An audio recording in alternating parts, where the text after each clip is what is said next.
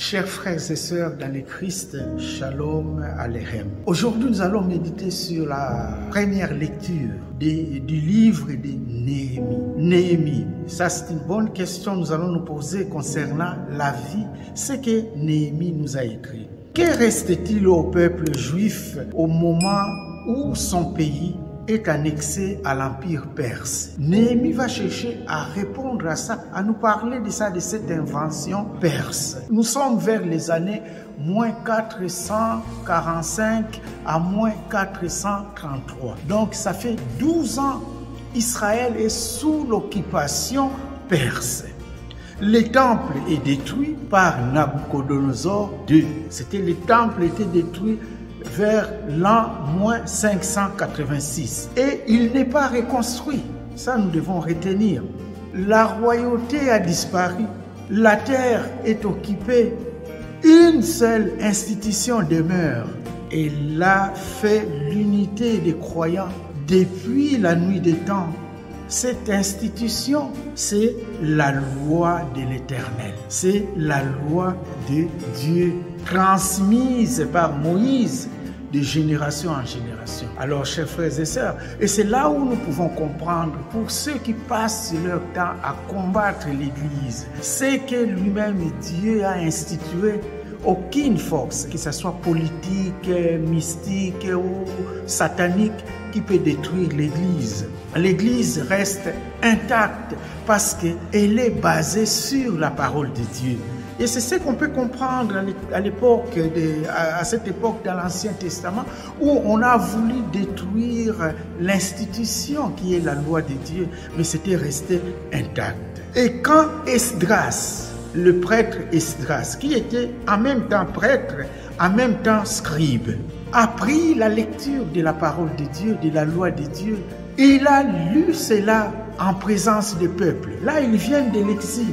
Esdras a lu la parole et le peuple qui écoutait encore pour la première fois la parole de Dieu depuis leur retour de l'exil, écoutait la parole de Dieu et le peuple pleurait. Parce que quand Esdras lisait, c'était des Lévites qui traduisaient le message d'Esdras. Et les gens qui écoutaient ça, ils pleuraient parce qu'ils écoutaient la parole de Dieu. Combien de fois dans nos assemblées, quand on lit la parole de Dieu, parfois les gens qui sont là, qui n'écoutent même pas, parfois les gens qui font semblant de ne pas écouter ce qu'on est en train de lire.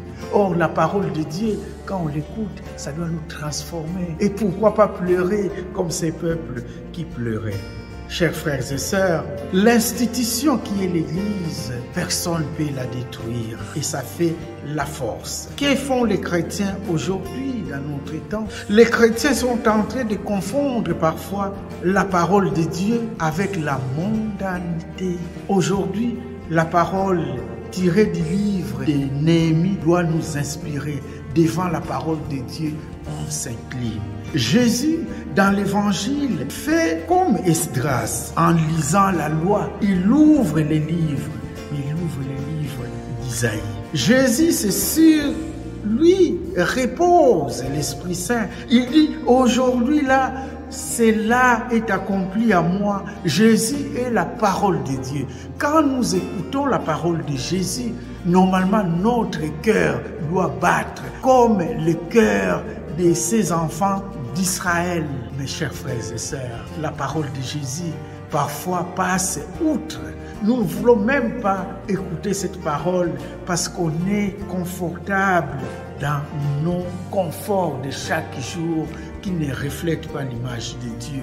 Jésus vient nous aider pour qu'avec lui, nous formions un seul corps. Ce que Saint Paul va nous dire dans la deuxième lecture. Avec Jésus, nous devons former un seul corps. Et c'est le corps du Christ qui doit être basé sur la parole de Dieu. Une fois on reçoit la parole de Dieu et que nous vivons cette parole de Dieu dans son Église, et là nous formons son corps. Et c'est pour cela même, au Moyen-Âge, il y avait cette fameuse expression « en dehors de l'Église, pas de salut ». Cela veut dire qu'à cette époque, ils comprenaient des choses comme ça. Mais c'est vrai, car c'est l'Église de l'Église, nous faisons passer cette parole de Dieu qui se réalise dans son Église et qui va toucher les cœurs des croyants. Alors, chers frères et sœurs, nous sommes appelés comme le peuple d'Israël dans l'Ancien Testament qui écoute la parole de Dieu, qui pleure, qui sont touchés. Et nous, dans notre époque, nous devons aussi être touchés quand nous écoutons la parole de Dieu. Et Jésus, bien sûr, qui se donne à travers cette parole divine. Et une fois nous écoutons cette parole et nous mettons cette parole en pratique, nous entrons dans l'Église de Dieu et nous formons un corps. Ce corps, personne ne peut le détruire. Ni des forces politiques, ni des puissants de ce monde qui cherchent à détruire l'Église.